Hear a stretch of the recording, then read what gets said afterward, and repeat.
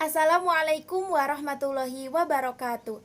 Halo teman-teman semua, perkenalkan nama saya Galbi Abiati. Saya mahasiswi dari jurusan Pendidikan Bahasa Arab semester 3, kelas C, IAIN Syekh Nurjati Cirebon. Di sini saya akan membahas sebuah materi pada mata kuliah pengantar pembelajaran bahasa asing.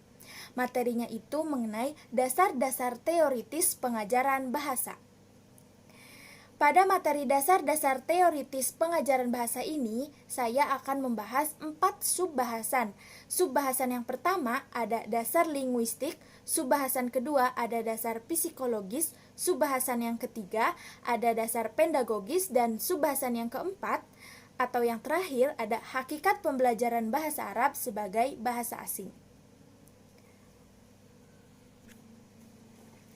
Sebelum kita berlanjut membahas 4 pembahasan yang tadi, saya akan menjelaskan sedikit mengenai psikologi, linguistik, dan pedagogis.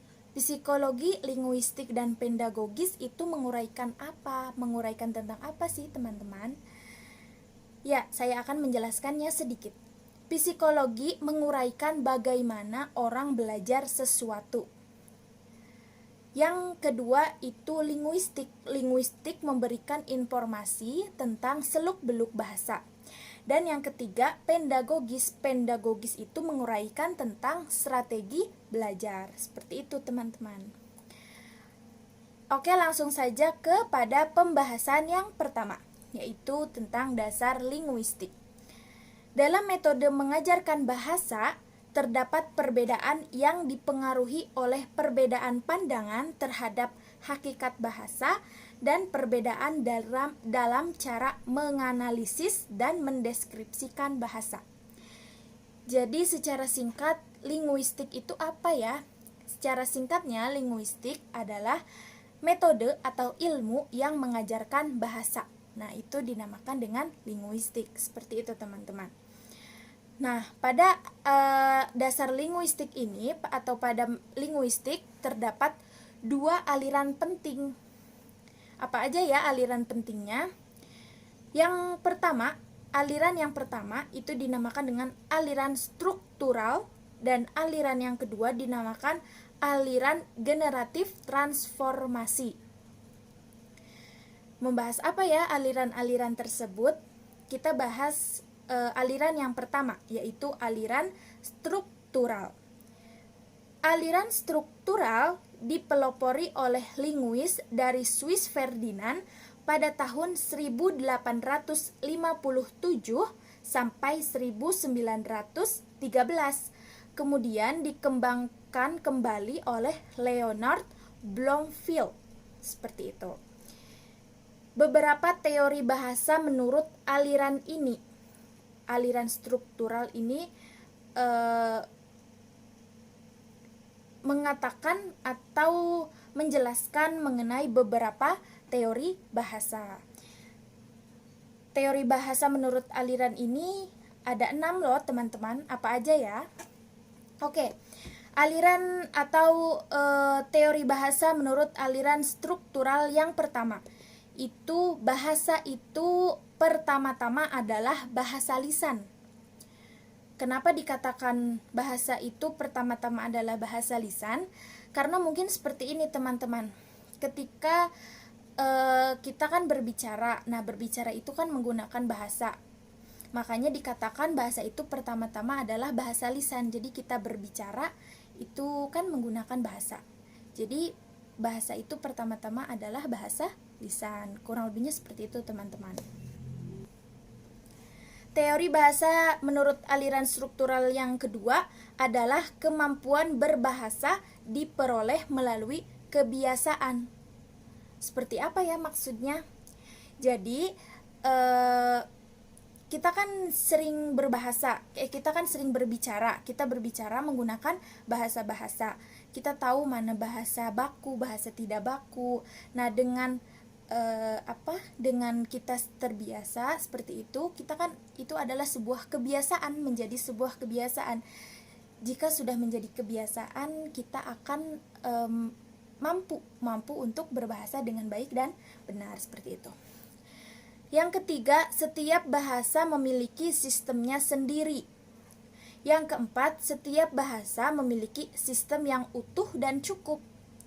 Yang kelima, semua bahasa hidup berkembang mengikuti perkembangan zaman. Maksudnya apa ya? Semua bahasa hidup berkembang mengikuti perkembangan zaman. Jadi zaman kan semakin kesini semakin maju teman-teman. Nah, bahasa pun sepertinya ikut berkembang mengikuti perkembangan zaman. Seperti contohnya muncullah kalimat-kalimat atau kata-kata baru atau yang pada zaman sekarang kita sebut dengan bahasa gaul gitu teman-teman. Jadi bahasa itu hidup berkembang mengikuti perkembangan zaman. Dan yang keenam, yang terakhir, sumber pertama dan utama kebakuan bahasa adalah penutur bahasa. Jadi kita bisa tahu mana bahasa baku, mana bahasa yang tidak baku itu dari siapa yang mengajarkan kita bahasa atau siapa yang ahli bahasa. Nah, dengan penutur bahasa itu kita bisa mengetahui mana yang bahasa baku, mana bahasa yang tidak baku, seperti itu. Atau juga mana bahasa yang cocok digunakan untuk orang yang lebih tua, orang yang lebih muda, atau bahkan yang sepantaran, seperti itu teman-teman. Itu untuk aliran struktural. Kita lanjut kepada aliran yang kedua, yaitu aliran generatif transformasi. Tokoh utama aliran ini adalah American Noam Chomsky pada tahun 1959. Tata bahasa generatif transformasi membedakan dua struktur, yaitu struktur dalam dan struktur luar.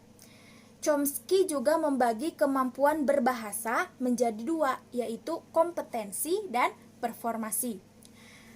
Aliran ini mempunyai beberapa kesamaan dalam beberapa hal dengan aliran struktural. Jadi aliran generatif transformasi ini juga mempunyai beberapa kesamaan dengan aliran struktural. Seperti itu teman-teman. Oke, itu untuk pembahasan yang pertama, yaitu dasar linguistik. Kita lanjut kepada pembahasan yang kedua teman-teman. Pembahasan kedua yaitu dasar psikologis. Pakar psikologis pembelajaran sepakat bahwa dalam proses belajar mengajar terdapat dua unsur, yaitu unsur internal dan unsur eksternal. Unsur internal itu mencakup apa saja sih teman-teman? Jadi unsur internal mencakup bakat, minat, kemauan, pengalaman terdahulu pembelajar. Nah, unsur eksternal itu mencakup lingkungan, guru, buku, dan lainnya. Seperti itu. Pada dasar psikologis ada dua mazhab. Apa aja ya mazhab psikologi? Dua mazhab psikologi, yaitu yang pertama mazhab behaviorisme dan yang kedua mazhab kognitif, teman-teman. Mazhab behaviorisme itu apa sih teman-teman? Jadi mazhab behaviorisme itu mazhab yang memberikan perhatian lebih besar kepada faktor-faktor eksternal. Dan mazhab kognitif itu mazhab yang memfokuskan perhatiannya kepada faktor internal. Jadi mazhab behaviorisme itu terfokus kepada faktor-faktor eksternal dan mazhab kognitif itu terfokus pada faktor internal. Jadi faktor internal tadi dan eksternal yang tadi itu mempunyai fokusnya masing-masing, atau ada mazhab yang memfokuskan kepada masing-masing dari unsur faktor internal dan eksternal. Seperti itu kurang lebihnya teman-teman. Oke, cukup untuk dasar psikologis. Lanjut kepada dasar pedagogis. Pedagogis merupakan ilmu yang mengkaji bagaimana cara membimbing anak, bagaimana sebaiknya pendidik berhadapan dengan anak didik, apa tugas seorang pendidik, dan apa yang menjadi tujuan mendidik anak. seperti itu. Jadi dasar pedagogis itu lebih kepada teman-teman, strategi belajar atau strategi pengajar untuk mendidik anak didiknya, seperti itu teman-teman.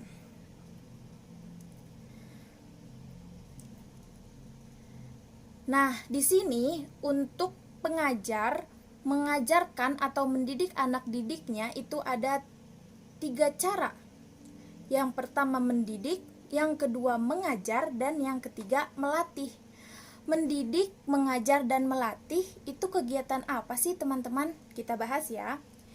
Kita bahas mendidik dulu. Mendidik adalah kegiatan mengarahkan anak didik agar mencapai kepribadian yang terpadu, terintegritasi. Jadi mendidik itu seorang guru, contohnya seperti ini, seorang guru mengarahkan kepada anak didiknya untuk selalu rajin belajar agar menjadi orang yang sukses di masa depan, kurang lebihnya seperti itu. Jadi mengarahkan agar anak tersebut itu melakukan hal-hal atau perilaku yang baik, seperti itu teman-teman. Lanjut kepada mengajar. Mengajar adalah kegiatan memberikan pelajaran tentang berbagai ilmu yang bermanfaat dan perkembangan berpikir. Mengajar yaitu contohnya seperti ini, ketika guru di sekolah itu mengajarkan mengenai cara bermain bola atau cara bermain basket atau cara menghitung, cara penjumlahan, perkalian, seperti itu. Itu namanya mengajar teman-teman. Dan yang terakhir itu ada melatih. Oke. Melatih adalah kegiatan praktek untuk memperoleh keterampilan tentang sesuatu. Jadi contohnya seperti ini. Ketika guru olahraga itu melakukan praktek permainan bola basket, karena minggu sebelumnya itu guru olahraga sudah menjelaskan teknik-tekniknya, dan minggu sekarang atau minggu yang berikutnya itu dilakukan praktek seperti itu. Jadi mendidik, mengajar, dan melatih itu saling berkaitan ya teman-teman semua. Oke, cukup untuk dasar pedagogis. Kita sampai kepada pembahasan yang terakhir, yaitu hakikat pembelajaran bahasa Arab sebagai bahasa asing. Seperti apa ya? Bahasa Arab adalah salah satu bahasa asing yang saat ini banyak ditekuni masyarakat untuk dipelajari juga ditelaah, baik menggunakan pendekatan normatif serta spiritualis yang berpegang teguh bahwa bahasa Arab merupakan bahasa agama dikarenakan Al-Quran sebagai dasar hukum agama diturunkan dengan bahasa Arab. Jadi bahasa Arab ini menjadi bahasa Arab ini adalah bahasa asing yang sekarang sedang banyak ditekuni oleh masyarakat untuk dipelajari teman-teman. Jadi kurang lebihnya seperti itu. Mungkin sekian bahasan materi yang dapat saya sampaikan. Saya pribadi saya merasa masih banyak kekurangan, maka dari itu kurang lebihnya saya mohon maaf. Dan sekian, terima kasih. Wassalamualaikum warahmatullahi wabarakatuh. Sampai jumpa.